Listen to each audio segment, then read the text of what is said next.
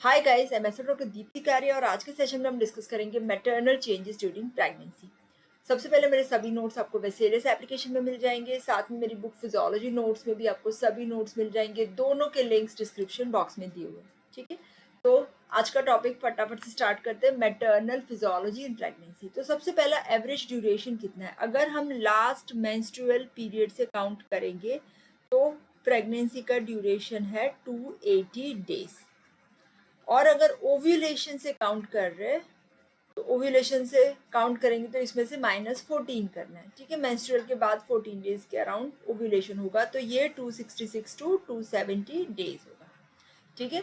अभी कहाँ चेंजेस हो रहे हैं? तो almost each and every system has change during pregnancy. Will discuss one by one. तो सबसे पहला, changes in the genital organ. तो यूट्रस में क्या चेंज हो रहा है? हमें पता है यूट्रस की साइज इंक्रीज हो रही है। क्यों इंक्रीज होगी? Hypertrophy and hyperplasia of smooth muscle fibre, okay. एक चेंज, वेट इंक्रीज होगा। यहाँ पे नॉन प्रेग्नेंट यूट्रस का वेट होता है 30 to 50 ग्राम, वहां से लेके वो बढ़ेगा 1000 to 1200 ग्राम्स। लेंथ भी 7.5 सेंटीमीटर है नॉन प्रेग्नेंट की, यहाँ से वो बढ़ के 35 centimetre at the end of delivery. Thickness thickness decrease हो रही है। 1.25 सेंटीमीटर था, वहां से डिक्रीज हो गए 5 मिलीमीटर हो जाएगी। वॉल्यूम, नॉन प्रेग्नेंट यूट्रस में बहुत ही कम वॉल्यूम एकोमोडेट होता है, फ्यू ml, वहां से वो हो जाएगा 5 to 7 लीटर्स, क्योंकि वो होल्ड करेगा फीटस को, प्लेसेंटा को, एमनियोटिक फ्लूइड, ठीक है। शेप चेंज हो रहा है, नॉन प्रेग्नेंट का है पायरीफॉर्म पिरामिडल शेप, वहां से वो बनाएगा ग्लोब्यूलर, ठीक है, ओके। फिर नेक्स्ट आ रहा है हिस्टोलॉजिकल चेंजेस। हिस्टोलॉजिकल चेंजेस क्या हो रहा है? तो एंडोमेट्रियम का कन्वर्जन होगा डेसिड्यूआ में, ठीक है ना। वो न्यूट्रिशन के लिए हमने बताया था डेसिड्यूआ। और मायोमेट्रियम है, उसकी भी लेंथ इंक्रीज हो रही है, डायमीटर इंक्रीज हो रहा है। साथ साथ में जो मायोमेट्रियम है ये बना रहा है interlacing network around the blood vessel. ये जो ब्लड वेसल्स जाती है ना, इसके बीच में ऐसे नेटवर्क बनाएगा। सॉरी, यहाँ पे एग्जैक्टली ऐसे फिगर ऑफ 8 बनता है। ये क्यों बनता है? क्योंकि जब भी आफ्टर डिलीवरी ये ब्लड वेसल्स में से ब्लड लॉस ज़्यादा नहीं हो, ठीक है। और ये चेंजेस जो यूट्रस में आ रहे हैं वो फर्स्ट और सेकेंड मंथ में जो चेंजेस आएंगे वो अंडर द इन्फ्लुएंस होंगे ईस्ट्रोजन। उसके बाद होगा जो ग्रोइंग फीटस है वो भी ये चेंजेस के लिए रिस्पॉन्सिबल है, ठीक है। फिर चेंजेस आएगा और जेनेटल ऑर्गन में, ओवरीज में, सर्विक्स में, फैलोपियन ट्यूब्स में, मेमोरी ग्लैंड में, ये सब में भी चेंजेस आ रहा है। हमने किया था ओवरीज में, वी हैव ऑलरेडी डिस्कस्ड कि ओवरीज में क्या होता है, ओव्यूलेशन बंद होगा, है ना, क्योंकि FSH-LH का इनिबिशन हो रहा है। सर्विक्स में सॉफ्टनिंग ऑफ सर्विक्स हो रहा है, ब्लड फ्लो बढ़ रहा है। फैलोपियन ट्यूब है, उसकी मोटिलिटी भी कम हो जाएगी। मेमोरी ग्लैंड में भी ईस्ट्रोजन प्रोजेस्टेरॉन के इन्फ्लुएंस से डक्ट सिस्टम और स्टोमा और लोब्यूल्स एंड एल्वियोलाई का ग्रोथ होगा, ठीक है। फिर weight gain during pregnancy, normally 10 to 12 kg weight gain हो रहा है, जिसमें से फीटस का वेट है 3 to 3.5 kg। Placenta and placenta का है, प्लेसेंटा और एमनियोटिक फ्लूइड दोनों मिला के 1.5 kg, ठीक है। यूट्रस और breast about 1 kg। Blood volume बढ़ रहा है अबाउट 1.5 kg और फैट डिपोजिशन हो रहा है 3.5 to 4 kg। सॉरी, अभी ये इंपॉर्टेंट पॉइंट्स क्या है वेट गेन में? सबसे पहला कि अर्ली प्रेगनेंसी में कभी कभी वेट लॉस हो जाता है, ठीक है। और अगर सेकेंड थर्ड ट्राइमेस्टर में वेट गेन नहीं हो तो वो बता सकता है कि फीटस का ग्रोथ रिटार्डेड है, ठीक है। और it is because of weight gain क्यों होगा? क्योंकि ईस्ट्रोजन का सिक्रीशन, प्रोजेस्टेरॉन का सिक्रीशन, देन ADH, आल्डोस्टेरॉन, ये सब जो हॉर्मोन्स है वो सोडियम वाटर रिटेंशन करते हैं, ठीक है। कभी कभी ये सोडियम वाटर रिटेंशन बहुत ज़्यादा हो तो इडिमा भी मिलता है, ठीक है। और रैपिड बहुत ज़्यादा वेट गेन हुआ है तो वो सस्पिशन क्रिएट कर रहा है टॉक्सेमिया ऑफ प्रेगनेंसी, क्योंकि बहुत ज़्यादा फ्लूइड रिटेंशन हो गया, ठीक है। तो सो टॉक्सेमिया ऑफ प्रेगनेंसी, ठीक है। एक्लेम्शिया, प्री एक्लेम्शिया वो पैथोलॉजी में और गायनेकोलॉजी में आपको आएगा, ठीक है, ऑब्स्टेट्रिक गायनेक में। हाँ, changes in the body system. अभी अभी सभी बॉडी सिस्टम्स में क्या चेंज हो रहा है? सबसे पहला तो ब्लड वॉल्यूम जो बढ़ रहा है 30%। ठीक, मेनली इसमें क्या बढ़ेगा? Plasma volume. ठीक, और इसकी वजह से क्या होगा? प्लाज्मा बढ़ गया ब्लड में तो RBC count, haemoglobin concentration, packed cell volume, ये सब डिक्रीज हो जाएगा। तो ये क्या करेगा? Physiological anaemia of pregnancy. और ये जो एनीमिया है ना वो आयरन डेफिशिएंसी टाइप का होता है, क्योंकि आयरन की जो रिक्वायरमेंट है ना वो बहुत ज़्यादा बढ़ जाती है। About 1 gram of iron is required during pregnancy. ठीक है, हाँ। अभी ब्लड वॉल्यूम इंक्रीज होने से फ़ायदा क्या होगा? एक तो पहला कि जो यूट्रस की डिमांड बढ़ी है उसको फुलफिल करना है। ठीक है, और दूसरा कि स्किन का फ्लो भी बढ़ेगा, स्किन का ब्लड फ्लो। और क्यों बढ़ेगा? क्योंकि एलिमिनेट करना है हीट को, एलिमिनेशन ऑफ हीट या फिर वेस्ट प्रोडक्ट्स। किडनी का भी ब्लड फ्लो बढ़ेगा। क्यों? वेस्ट प्रोडक्ट्स को एलिमिनेट करना। सेकेंड चेंज हो रहा है प्लाज्मा प्रोटीन। तो टोटल प्लाज्मा प्रोटीन कंसेंट्रेशन है ना वो डिक्रीज होगा। नॉर्मल होता है हमारा 6.8 टू, हाँ, 8.3 ग्राम परसेंटेज ना, इसमें से कम हो जाएगा, लोअर लिमिट पे 6 ग्राम पहुंच जाएगा। जिसमें फाइब्रिनोजन बढ़ता है क्योंकि ब्लड क्लॉट करना है ना आफ्टर प्रेगनेंसी, जब ब्लीडिंग होता है तब। तो हाइपर कोएगुलेबिलिटी स्टेट है प्रेगनेंसी। फिर एल्ब्यूमिन जो है वो मार्कली डिक्रीज हो रहा है और alpha and beta globulin concentration increase हो रहा है।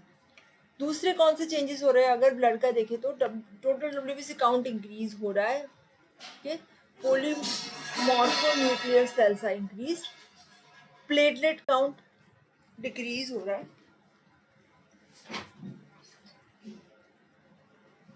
देन कोएगुलेशन फैक्टर, तो pregnancy that is a hyper coagulability state.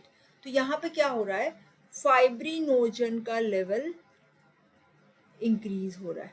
ठीक है, तो हाइपर कोएगुलेबिलिटी स्टेट है। साथ साथ में जो फैक्टर्स है ना, क्लॉटिंग फैक्टर्स हमारे 7, 8, 9, 10, ये सब भी इंक्रीज हो रहे हैं। ठीक है, तो ये इसका क्या रोल है कि जब भी डिलीवरी के बाद प्लेसेंटा सेपरेट हो रहा है ना, तो वो प्लेसेंटा के सेपरेशन के टाइम पे ब्लीडिंग कम होगा। ठीक है, हाँ। फिर changes in the heart and circulation.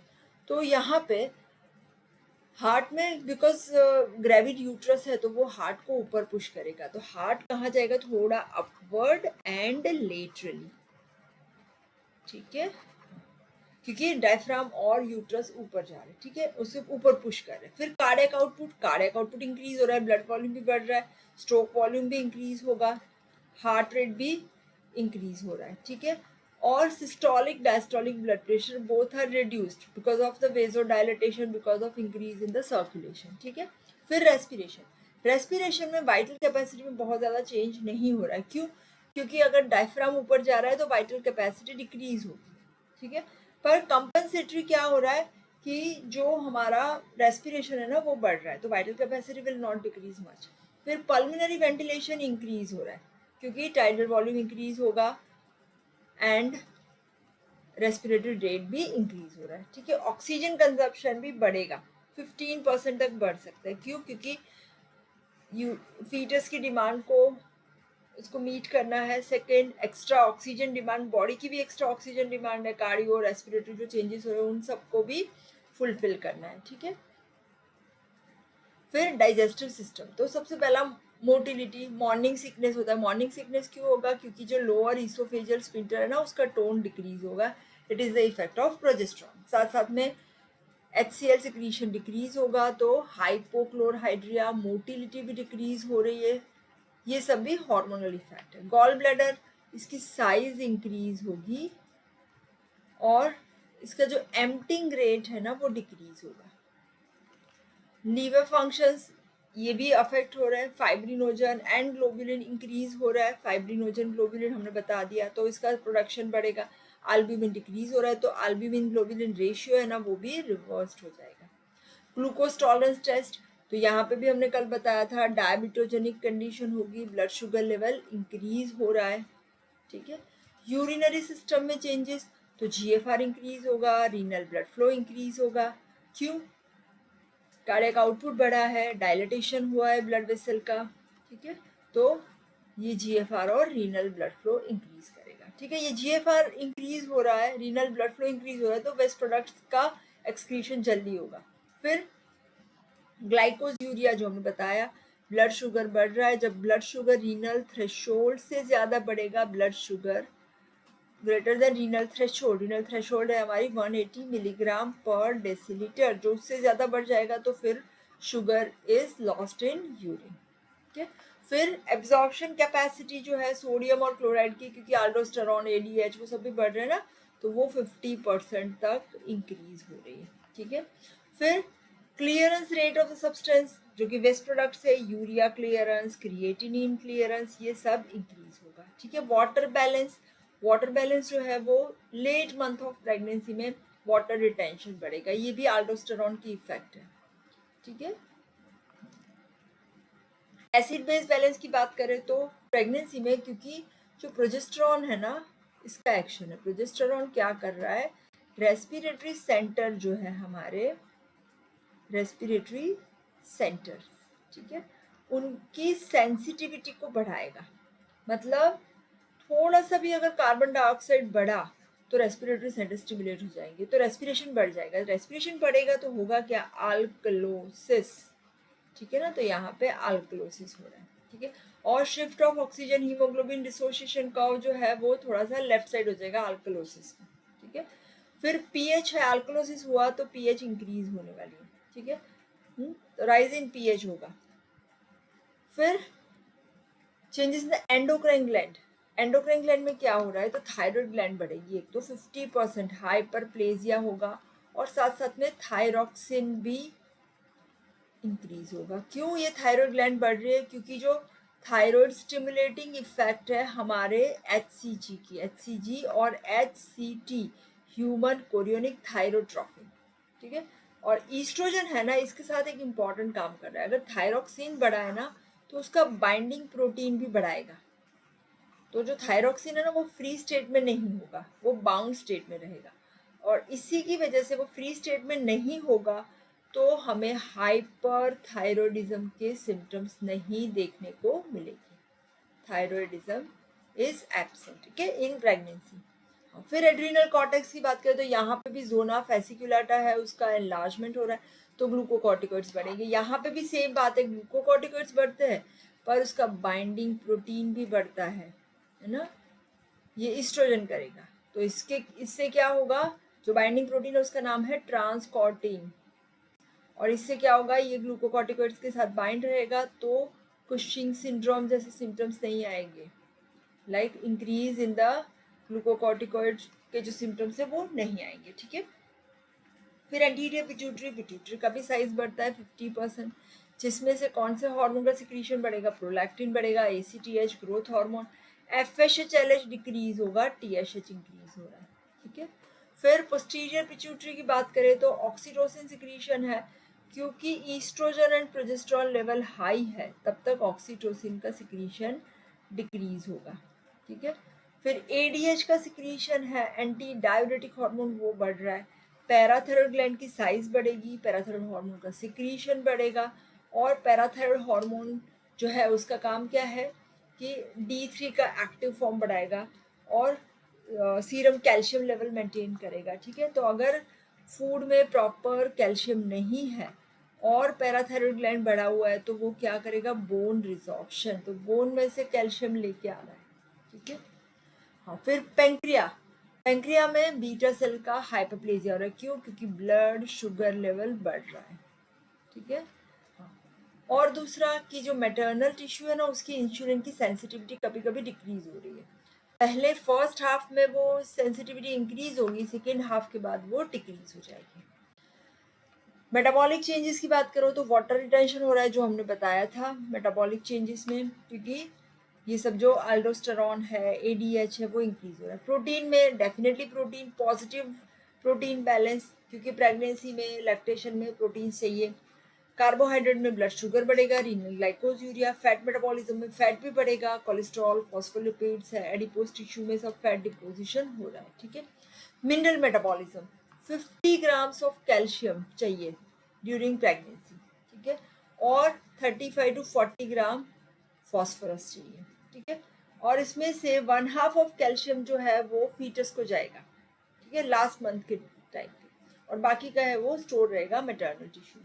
Iron का रिक्वायरमेंट अराउंड 1 ग्राम बता सकते हैं ना, ये यहाँ पे एट टर्म जो है वो 375 मिलीग्राम जो है वो फीटस को जाएगा, और बाकी का है 500 700 to 700 that is for maternal storage. ठीक है, और मैटरनल में भी कहाँ पे हीमोग्लोबिन सिंथेसिस के लिए चाहिए, मायोग्लोबिन फॉर्मेशन के लिए चाहिए। ठीक है, ये सब भी इंक्रीज करेगा आयरन इंटेक से। स्किन में चेंजेस, हाइपर पिगमेंटेशन होते हैं। हाइपर पिगमेंटेशन कहाँ पे हो रहा है, निपल में हो रहा है, एरियोला में हो रहा है। ब्राउननेस पैचेस कभी कभी फेस पे भी हो जाते हैं, नेक पे भी हो जाता है। क्यों? क्योंकि वो ACTH और MSH का हाइपर सिक्रीशन है। ठीक है, कभी कभी स्ट्राया ग्रेविडम है ना, एब्डोमेन पे भी स्ट्राया स्ट्रेच मार्क्स बन जाते हैं, that is because of weight gain also. Psychological changes में मूड चेंजेस हो रहे हैं, क्रेविंग फॉर अनयूजुअल फूड। ठीक है, ये सब साइकोलॉजिकल चेंजेस आ रहे हैं। ठीक है, इसके बाद एक छोटा सा और टॉपिक है जो भी हम कर रहे हैं, जिसका नाम है प्रेगनेंसी डायग्नोस्टिक टेस्ट। तो प्रेगनेंसी डायग्नोस्टिक टेस्ट में सबसे पहला है एमेनोरिया। एमेनोरिया मतलब एब्सेंस ऑफ मेंस्ट्रुएशन, वही बताएगा कि that is the one of the first means notifying about the pregnancy. ठीक है, इसके बाद प्रेगनेंसी टेस्ट। तो प्रेगनेंसी जो टेस्ट करते हैं उसमें मेन बेसिस क्या है प्रेगनेंसी टेस्ट का, तो यहाँ पे प्रेगनेंसी टेस्ट के अंदर HCG का लेवल जो है वो डिटेक्ट करते हैं कॉमनली। HCG का जो लेवल है ना वो डिटेक्ट हो रहा है 14 डेज आफ्टर कंसेप्शन। तो HCG का concentration 2500 international unit per litre of urine is positive. ठीक है, वो फर्स्ट मिस्ड पीरियड के आफ्टर 10 to 12 डेज में हाईएस्ट ये कंसेंट्रेशन मिल जाएगा। ठीक है, तो इसके टेस्ट में आता है biological test, immunological test and miscellaneous test. Biological test जो है इसमें क्या करते हैं, तो बायोलॉजिकल टेस्ट का मेन प्रिंसिपल क्या है कि HCG है ना, ह्यूमन कोरियोनिक गोनाडोट्रोफिन, उसका स्ट्रक्चर हमारा होता है LH के जैसा। तो वो क्या काम करेगा LH के जैसा। तो अगर यूरिन जो है प्रेग्नेंट फीमेल का उसके अंदर HCG है और ये इंजेक्ट कर रहे हैं, आइदर कैसे इंजेक्ट करना है, इंट्रा पेरिटोनियम में और सबक्यूटेनियस टिश्यू में, वर्जिन फीमेल के अंदर करेंगे, कोई भी एनिमल ले लो उसके अंदर, और उसके बाद देखेंगे तो उसके कॉर्पस ल्यूटियम में हमें चेंजेस, हेमरेजिक स्पॉट्स मिलेंगे। क्यों? क्योंकि HCG है, उसका एक्शन LH जैसा, कभी कभी कॉर्पस ल्यूटियम भी बना हुआ मिलता है। ठीक है, ये सेंसिटिव होते बहुत ज़्यादा, पर बहुत ज़्यादा यूज़ नहीं होती। क्यों? क्योंकि इसके अंदर ये जो एनिमल है उसको सेक्रीफाई करना पड़ रहा है। तो बायोलॉजिकल टेस्ट में अलग अलग टेस्ट का नाम है, एक है Aschheim Zondek test, Friedman test, Hogben test, Kupperman Galli Mainini test. ये सब याद रहेगा तो अच्छा है, नहीं रहेगा तो भी that is fine, but at least आपको उसका बेसिक प्रिंसिपल पता होना चाहिए कि बेसिक प्रिंसिपल प्रेगनेंसी टेस्ट में क्या करते हैं। प्रेगनेंसी टेस्ट के अंदर जो फीमेल का यूरिन है जिसके अंदर HCG है, और ये HCG अगर वर्जिन कोई भी एनिमल के अंदर इंजेक्ट करेंगे तो वर्जिन एनिमल के अंदर भी कॉर्पस ल्यूटियम में चेंजेस मिलेंगे। ठीक है, तो that is pregnancy detection test का मेन प्रिंसिपल है। ओके, नाउ नेक्स्ट, इफ अगर ये इसका थोड़ा सा डिटेल में हमें करना है तो ये भी हम कर सकते हैं। जस्ट मैं बता देती हूँ आपको कि ये टेस्ट में क्या कर रहे थे बेसिकली। तो पहला जो टेस्ट है ना, एशेन जोंडेक टेस्ट। एशेन जोंडेक टेस्ट में मेरा थोड़ा इंटरनेट स्लो है,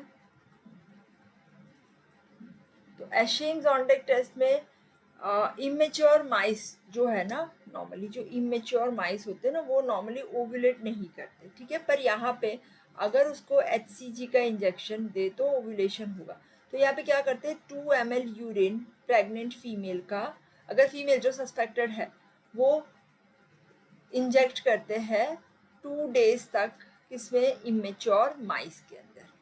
ठीक है, इमेच्योर माइस के अंदर, और इसके 5 दिन बाद 5 डेज आफ्टर माइस को किल करते, इसीलिए ये टेस्ट नहीं यूज करते, माइस को किल करके इसकी ओवरीज को एग्जामिन करते तो इसमें कॉर्पस ल्यूटियम प्रेजेंट होगा। इट डिनोट्स दैट के HCG is present in the urine, ठीक है। इसके बाद है फ्रेगमेंट टेस्ट। इसमें क्या कर रहे हैं, 10 to 15 ml यूरिन लेके इंजेक्ट करते हैं इंट्रावीनसली, ठीक है, रैबिट के अंदर। और ये रैबिट को एग्जामिन करेंगे, ओव्यूलेशन एग्जामिनेशन करेंगे 48 आवर्स के बाद, तो इसमें जल्दी रिजल्ट आएगा, ठीक है। इसके बाद है कूपरमैन टेस्ट, सॉरी हॉगमैन टेस्ट। पहले हॉगमैन टेस्ट करते थे, इसमें लेते हैं 20 to 30 ml यूरिन और ये इंजेक्ट करते हैं डॉर्सल लिम्फ सैक के अंदर।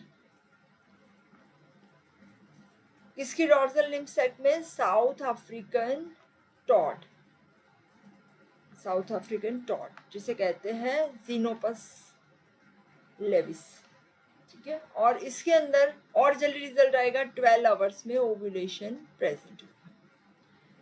इसके बाद है कूपरमैन टेस्ट। कूपरमैन टेस्ट है वो एशियम जोंडेक का ही मॉडिफाइड फॉर्म है। इसमें 2 ml यूरिन इंजेक्ट करते हैं पर सबक्यूटेनियसली करते हैं इमेच्योर रैट के अंदर, और इसमें और जल्दी रिजल्ट आएगा क्योंकि सबक्यूटेनियस करते हैं। तो 6 आवर्स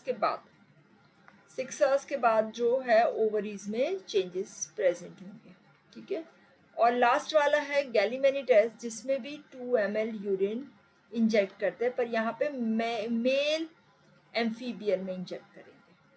और मेल में अगर HCG इंजेक्ट कर रहे हैं तो HCG का एक्शन LH के जैसा है, तो ये क्या कर रहा है, स्पर्मेटोजुआ, स्पर्म प्रोडक्शन, तो स्पर्मेटोजुआ प्रेजेंट होंगे विद इन 2 आवर्स, ठीक है। तो ये अलग अलग टेस्ट है, इसका अलग अलग का प्रिंसिपल है। नाउ दूसरी टेस्ट है इम्यूनोलॉजिकल टेस्ट। तो इम्यूनोलॉजिकल टेस्ट का भी वही प्रिंसिपल है कि ये जो है वो बेस्ड ऑन है कि HCG पर, HCG की एंटीजेनिक प्रॉपर्टी इसे कहते हैं। यहाँ पे जो टेस्ट है इसका नाम है ग्रेविंडेक्स टेस्ट। तो ग्रेविंडेक्स टेस्ट में कीट आती है जिसमें क्या लेते हैं, ग्रेविंडेक्स एंटीजन। एंटीजन क्या है, लेटेक्स कोटेड पार्टिकल है HCG के साथ। और इसके बाद ग्रेविंडेक्स एंटीबॉडीज लेते हैं जिसमें serum containing antibodies against HCG, और ये और साथ में एक डार्क कलर की स्लाइड होती है। और एंटीबॉडीज जो है ना वो कैसे प्रिपेयर करते हैं, अगर एंटीबॉडी प्रिपेयर करना है तो क्या करना है, एंटीजन इंजेक्ट करना पड़ेगा। जो एंटीजन जिसके एंटीबॉडी बनाने हैं, जैसे HCG के एंटीबॉडी बनाने हैं तो HCG इंजेक्ट करेंगे रैबिट में, तो रैबिट में एंटीबॉडी बनेगी, तो ये एंटीबॉडी उसके ले लेंगे, ठीक है। अभी कैसे टेस्ट करते हैं, तो यहाँ पे सपोज एक कंट्रोल है, पहले कंट्रोल सैंपल की बात करें तो कंट्रोल सैंपल मतलब नॉन प्रेग्नेंट है, तो उसका यूरिन अगर लिया एक ड्रॉप जिसमें HCG नहीं है, इसके बाद इसके अंदर डालते हैं HCG एंटी सीरम, ठीक है। HCG नहीं है तो ये HCG एंटी सीरम के साथ एक्शन नहीं करेगा, और उसके बाद हम HCG कोटेड लेटेक्स पार्टिकल डालेंगे, तो ये दोनों रिएक्शन करेंगे, एंटी सीरम और HCG, तो एग्लूटिनेशन प्रेजेंट आएगा। एग्लूटिनेशन प्रेजेंट है मतलब देयर इज नो प्रेगनेंसी। अगर हम बात करें टेस्ट की, तो टेस्ट में क्या करेंगे, ड्रॉप ऑफ यूरिन डालेंगे जिसमें HCG है, इसके बाद HCG एंटी सीरम, तो ये दोनों ने रिएक्ट कर लिया, अभी हमारी एंटी सीरम फ्री है ही नहीं। इसके बाद हम जब HCG कोटेड लेटेक्स पार्टिकल डालेंगे तो इसके साथ कोई एग्लूटिनेशन नहीं आएगा, तो जो अगर नो एग्लूटिनेशन है means pregnancy test is positive.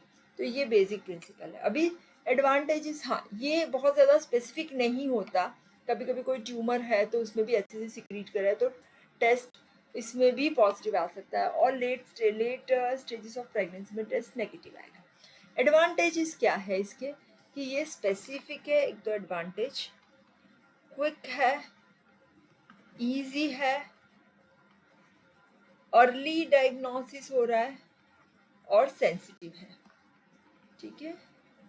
इसके बाद अदर टेस्ट के अंदर रेडियोलॉजिकल डायग्नोसिस करते हैं, तो रेडियोलॉजिकल डायग्नोसिस के अंदर फीटल स्केलेटन, अगर 16 to 18 वीक्स की प्रेगनेंसी के बाद टेस्ट करें तो 16 to 18 वीक्स में तो फीटल स्केलेटन मिलेगा, पर रेडियोलॉजिकल डायग्नोसिस नहीं करते क्योंकि रेडिएशन से हैजार्ड्स हो सकती है, ठीक है। इसके बाद है अल्ट्रासोनोग्राफी। इसका प्रिंसिपल है अल्ट्रासोनिक वेव से हाई फ्रीक्वेंसी के ये पीजो इलेक्ट्रिक क्रिस्टल ट्रांसड्यूसर के थ्रू इसके पास करते हैं, और जो रिफ्लेक्टेड वेव्स है वो उसे रिसीव कर दे, ठीक है। उसका यूज़ है गेस्टेशनल एज भी पता चलेगी, मल्टीपल प्रेगनेंसी भी पता चलेगी, फीटल एबनॉर्मलिटी भी पता चलेगी, प्लेसेंटा की साइट भी पता चलेगी। So this is one of the important test. तो यहाँ पे हमारा आज का टॉपिक कंप्लीट हो रहा है। फटाफट से एमसीक्यू कर लेते हैं। पहला एमसीक्यू है the average duration of human pregnancy is dash days from the first day of last menstrual period. We all know 280 days, ठीक है, करेक्ट। इसके बाद है in pregnancy plasma fibrinogen level increases, fibrinogen level decreases, thyroglobulin decreases, IgD decreases. देखो mainly यही thyroglobulin का कोई role नहीं यहाँ पे, आईजीडी भी नहीं इंक्रीज हो रहा है, तो प्लाज्मा फाइब्रिनोजन हाइपरकोएगुलेबिलिटी स्टेट है। During pregnancy false statement is cortisol secretion increases without any signs of Cushing's, ये हमने बताया क्योंकि कॉर्टिसोल बाइंडिंग प्रोटीन इंक्रीज होगा। Body oxygen consumption is increase by 15%, maternal blood volume rises by 30%, तो ये भी बढ़ता है। मैटरनल ब्लड वॉल्यूम भी बढ़ेगा। Free cortisol level will not increase, वो मैंने बताया था क्योंकि बाउंड फॉर्म में रहता है, तो कशिंग्स के सिम्टम्स नहीं आएंगे। During pregnancy pulmonary ventilation increases due to, कौन सा हार्मोन है जो बढ़ाता है, मैंने बताया था progesterone.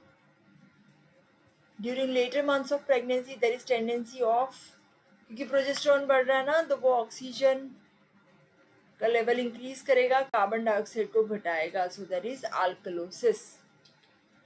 All of the following endocrine glands are enlarged during pregnancy except, देखो थायराइड तो बढ़ती है, पैराथायराइड भी बढ़ती है, एड्रिनल कॉर्टेक्स का भी सिक्रीशन बढ़ेगा, थाइमस नहीं आएगा, ठीक है। थाइमस तो रिग्रेस होती है during puberty, after puberty. Physiological anaemia of pregnancy is due to decrease in all of the following except, RBC count घटेगा, हीमोग्लोबिन डिक्रीज होगा, हीमेटोक्रिट भी डिक्रीज होगा, आयरन डिमांड तो बढ़ती है प्रेगनेंसी में, घटती नहीं है, ठीक है।